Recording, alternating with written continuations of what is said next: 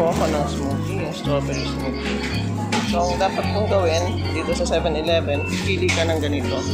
Yung strawberry, tapos gano'n ang laman sa loob. Meron din mango. Check natin yung laman ng mango. Ganyan ang laman ng mango. Meron ding pineapple. Nabila.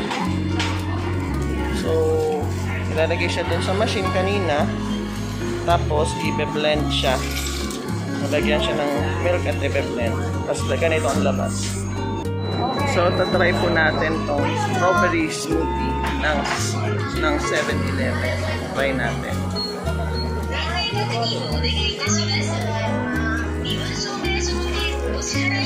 Lasang-lasa po yung mga fruits doon sa smoothie. Nalalasahan ko yung banana, strawberry, may apple din.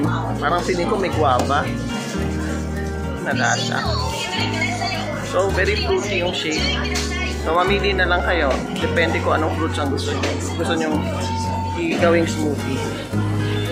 So far, okay naman tong strawberry smoothie sa akin kasi kailangan ko rin ng fibers para sa aking food kasi almost all meat ang nakakain ko ngayon. So, sana po ay nagustuhan nyo ang ating video.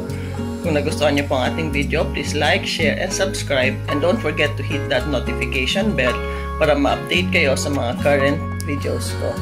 So, until my next video, this has been Lorraine reminding you that God loves you. Bye-bye!